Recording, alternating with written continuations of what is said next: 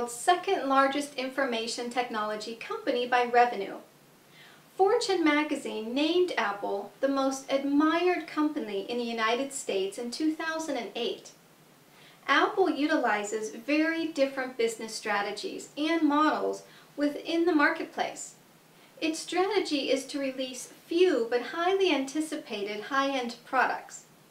In the beginning, Apple was very careful about its mobile and tablet releases by originally allowing for long development cycles that grew anticipation and showcased new innovations.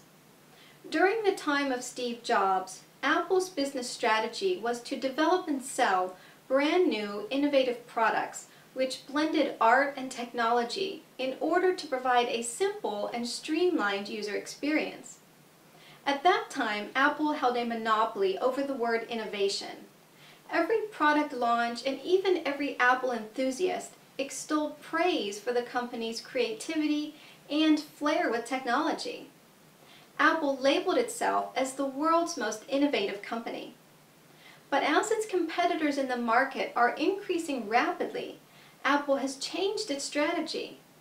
Now Apple is softening its innovation edge and it's focusing on the market demand. Consumers now want the latest technology at a cheaper price. With this mindset of the consumers, Apple has recently launched a good range of the i5C. With the change of the business environment and market demand, is it possible for every company to change its strategy abruptly? And if they will not change their strategy, then what will happen? All of these are very important for any company to keep in mind. Hello all, and welcome to the lecture on Business Strategy and Technology Strategy, where we will understand what is business strategy and why it is important for any company. After the lecture, we will be able to learn the following objectives. Understand the role of strategy in business and technology. Explain the concept and nature of strategy. Describe the three aspects of strategy formulation. Understand the characteristics of core competencies. Explain the XY coordinate positioning matrix. Describe technology management framework. Let's start with a brief introduction to business strategy and technology strategy. In today's fast-paced and rapidly changing business environment, companies have deeply modified their strategies to integrate technology into the business planning process. Technologies are now everywhere in the firm's value chain. Thus, it's necessary for firms to adapt their strategic process as technology is pervasively important as part of the business function. This implies the need to study a technology strategy that links technology with business objectives. In particular, there are approaches for deciding which technologies one needs in order to support the strategic objectives of the business, determining competitive strengths and weaknesses in the technologies matter, setting corporate technology priorities, deciding on strategic actions to strengthen the position. Let's discuss the concept of strategy.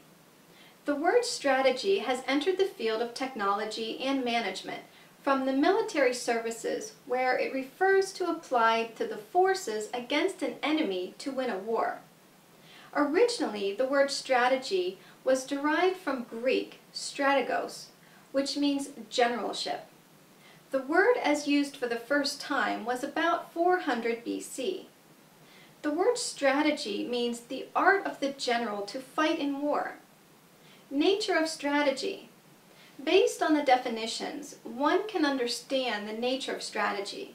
A few aspects regarding nature of strategy are: strategy is a major course of action through which an organization relates itself to its environment, particularly the external factors, to facilitate all actions involved in meeting the objectives of the organization. Strategy is the blend of internal and external factors. To meet the opportunities and threats provided by the external factors, internal factors are matched with them. Essence of strategy. Strategy is characterized by four important aspects: long-term objectives, competitive advantage, vector, and synergy. Formulation of strategy. Strategy formulation concerns the choice of strategy in terms of where and how to compete. To understand the interdependencies across different levels, it's helpful to break down strategy formulation into three distinct levels: corporate, business, and functional. As a continuation from our previous discussion about strategic issues, from whatever list you create when working with the organization, we need to then ask these questions to clarify. What is the real issue, conflict, or dilemma? Why is it an issue? What aspect causes the issue? And who says it's an issue? Because maybe it is for some and not for others. What are the consequences of not doing anything? Can we actually do something about that issue? Can issues be eliminated or combined? Because remember, we can't spread ourselves too wide, too broad. That'll cause problems. Does an issue need to be separated into two or more issues? Is it one department? Is it an issue for one department or across departments? And just as we have a department of why and continually look at the purpose of what we're doing, what are we missing in this? Strategic issues show us the gaps where bridges need to be built to either reach our goals or fulfill the vision, depending on which tack the organization has taken. And at times, that means that the strategy has to be very broad because the environment is changing so rapidly, being too specific will hinder outcomes. A direct quote from Bryson: "A strategy may be thought of as a pattern of purposes, policies, programs, actions, decisions, and or resource allocations that define what an organization is, what it does, and why it does it. Strategy, therefore, is an extension of the organization or the community's mission, forming a bridge between the organization and its environment." Henry Mintzberg wrote in the Harvard Business Review in 1994 about the rise and fall of strategic planning. The full article is in the doc sharing folder if you want to read it. Mintzberg identified four aspects of strategy in the above graphic. Intended strategy is strategy as conceived by the top management team. Even here, rationality is limited, and the intended strategy is the result of a process of negotiation, bargaining, and compromise involving many individuals and groups within the organization. However, realized strategy, the actual strategy that is implemented, is only partly related to what was intended. Mintzberg suggests that only 10 to 30% of intended strategy is actually accomplished. The primary determinant of realized strategy is what Mintzberg terms emergent strategy, the decisions that emerge from the complex processes in which individual managers interpret the intended strategy and adapt to changing external circumstances. Thus, the realized strategy is a consequence of both deliberate and emerging factors. And of course, a couple of direct quotes from Mintzberg here. Strategic planning is not strategic thinking. One is analysis, the other is synthesis. Real strategic change requires inventing new categories, not just rearranging the old ones. There are a number of ways to think about strategy, and we briefly touched on patterns already. With position, we're determining where the organization exists now in the marketplace and where we'd like to be in the future. Perspective planning relies heavily on organizational culture and would require a culture measurement tool. Osborne and Plastrick's book, Banishing Government, 1997 Perseus Books, discusses 5 key strategies of which the organization would only choose one. A core strategy sets clear goals and defines accountability. A consequence strategy creates new incentive systems. A customer strategy includes customers and competitors. A control strategy determines where decision-making power resides. And finally, a cultural strategy creates new, non-bureaucratic practices and processes within the organization for better efficiencies. Often using a strategy as the plan by identifying opportunities is not enough on its own to achieve the organizational objectives. Developing strategies as a posture or a ploy is simply a means of blocking your competitors. Strategies to address the issues we previously determined need to focus on addressing the new rules, design, concepts, changes, technologies, whatever's going to change within the organization. Creating processes that allow that activity to happen. Controlling strategy delivery. Delivering future capabilities, and maintaining and enhancing stakeholder relations, the most important aspect. There are 4 basic levels of strategy creation. Remember, though, that strategies aren't tactics. Tactics or action items are short-term activities underneath the strategies that determine our purpose. Though, as Mintzberg wrote in 1994, the trouble with the strategy-tactics distinction is that one can never be sure which is which until all the dust is settled. Strategy levels would start at the whole organization level, then move to subunits and individual program, service, or process strategy, and then, of course, operations, the functions that keep the organization running on a day-to-day basis. Let's now talk about the methods used in analysis and decision-making. When running a business, making the right decisions can lead to success, while making the wrong ones can lead to failure. With so much riding on each decision, it's important that thoughtful consideration is put into each one that needs to be made. To help them, many business leaders go through a thoughtful decision-making process. Among some of the more popular options, which often use graphs, models, or charts, are decision matrix, T-chart, decision tree, multi-voting, Pareto analysis, cost-benefit, conjoint analysis, decision matrix. This is used to evaluate all the options of a decision. When using the matrix, create a table with all of the options in the first column and all of the factors that affect the decision in the first row. T-chart. This chart is used when weighing the pluses and minuses of the options. It ensures that all the positives and negatives are taken into consideration when making a decision. Decision tree. This is a graph or model that involves contemplating each option and the outcomes of each. Statistical analysis is also conducted with this technique. Multi-voting. This is used when multiple people are involved in making a decision. Pareto analysis. This is a technique used when a large number of decisions need to be made. Cost-benefit. This technique is used when weighing the financial ramifications of each possible alternative as a way to come to a final decision that makes the most sense from an economic perspective. Conjoint analysis. This is a method used by business leaders to determine consumer preferences when making decisions. Product evaluation matrix. Business policy can be set and decisions made on the basis of a 2x2 matrix analysis. New products are placed in one of 4 cells according to 2 factors. Is the product new to the world? What is the company's business strength or competitive position for this type of product? Market growth analysis matrix. One popular type of strategic analysis is based on using the market growth market share matrix, popularized by the Boston Consulting Group. This matrix is also known as the portfolio matrix because it can be used to analyze a corporate stockholding portfolio for investment decisions. Market share analysis matrix. Decisions can be associated with each matrix cell. Classifying a company into one of the 4 categories of the matrix is helpful in deciding on the strategy necessary to improve its performance. The common business wisdom is to continue to nourish the stars, milk the cows, get rid of the dogs, and nurse the problem children to health so that they develop into stars. Now we will discuss the XY coordinate positioning matrix. In XY coordinate systems, the x-axis represents one factor and the y-axis represents another factor. The axes will then represent a high and low relationship.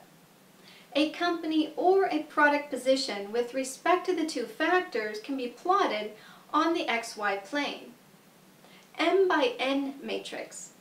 An M by N dimension matrix can be utilized as an aid to decision making when decision criteria have multiple levels. A company can be classified as having a low, medium, or high level of a certain criterion, such as market competence. Multiple level criteria provide a more refined classification and more decision options. The approach to the construction of a SWOT matrix are: list the key external opportunities, list the key external threats, list the key internal strengths, list the key internal weaknesses. Threats matrix. Changes in the external environmental area also may present threats to the firm. Some examples of such threats include shifts in consumer tastes away from the firm's products, the emergence of substitute products, new regulations, increased trade barriers. Now let's talk about formulation of strategy. A strategy is a broad plan developed by an organization to take it from where it is to where it wants to be. A well-designed strategy will help an organization reach its maximum level of effectiveness in reaching its goals while constantly allowing it to monitor its environment to adapt the strategy as necessary. Strategy formulation is the process of developing the strategy. The three aspects of strategy formulation. The three aspects or levels of strategy formulation, each with a different focus, need to be dealt with in the formulation phase of strategic management. The levels of formulations are corporate level strategy. In this aspect of strategy, it is concerned with broad decisions about the total organization's scope and direction. Competitive strategy, often called business level strategy. This involves deciding how the company will compete within each line of business or strategic business unit. Functional strategy. These are more localized and shorter horizon strategies that deal with how each functional area and unit will carry out its functional activities to be effective and maximize resource productivity. Direction of strategy. The vehicle for being competitive and achieving wealth can be visualized as an assembly of the components. Developing a strategy with a clear direction. Exploiting technological competence. Achieving high levels of productivity. Mounting an aggressive and persistent marketing effort. Now let's take a look at technology and concept of core competence. The meaning of technology is straightforward. Knowing how to do something well. Technology management for strategic advantage is more difficult. A core competency is a deep proficiency that enables a company to deliver unique value to customers. It embodies an organization's collective learning, particularly of how to coordinate diverse production skills and integrate multiple technologies. The characteristics of core competencies are: they provide a set of unifying principles for the organization, and they are pervasive in all strategies. They provide access to a variety of markets. They are critical in producing end products. They are rare or difficult to imitate. Integration. Core competencies are developed through the process of continuous improvements over the period of time rather than a single large change. To succeed in an emerging global market, it is more important and required to build core competencies rather than vertical integration. Now let's talk about linking technology and business strategies. The developments of technology strategy should initiate at the corporate level. It consists of strategic elements such as the vision, plans, and business needs, and then translates them into a realistic, objective, deliverable corporate strategy for the planning process. Technology is a critical tool to support business strategy. Technology can play a part in shaping business strategy. The overall strategies are based on technology competencies to create competitive advantages in the organization.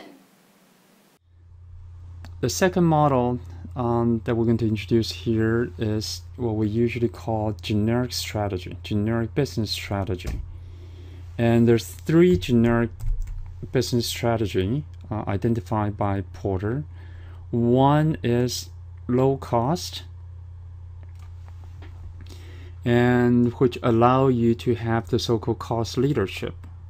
Walmart was their everyday low price commercial is considered a success example in this category.